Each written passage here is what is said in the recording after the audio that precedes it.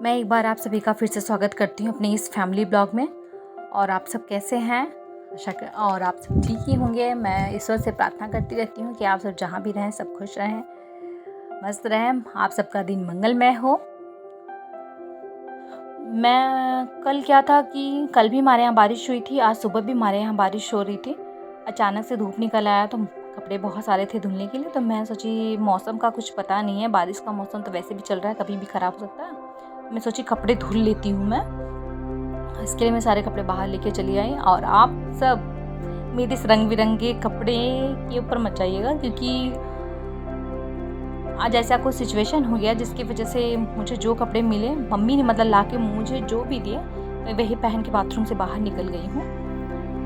हुआ ऐसा था कि मैं बहुत सारे कपड़े थे, मैं सारे लेके बैठी थी बाथरूम में धुलने के लिए। मैं धुल रही थी, आधे कपड़े आधे से ज़्यादा मैंने धुल लिए थे।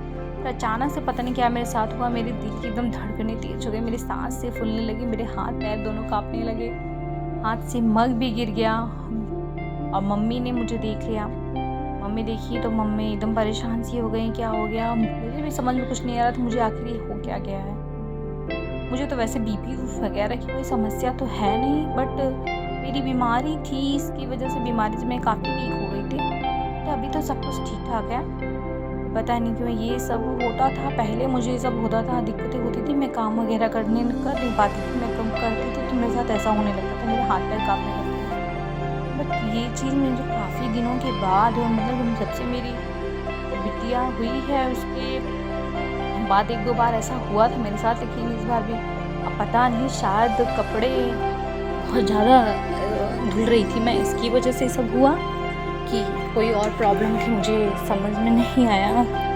तो आप लोग देख रहे हैं, मुझे चलने में भी दिक्कत हो रही, क्योंकि कल मैं गिर पड़ी थी। मेरे गिरने की वजह से मेरे पैर में भी थोड़ा मोच आ गया है, सूजन हो गई है मेरे पैरों में, तो मुझे चलने में भी दिक्कत हो रही है।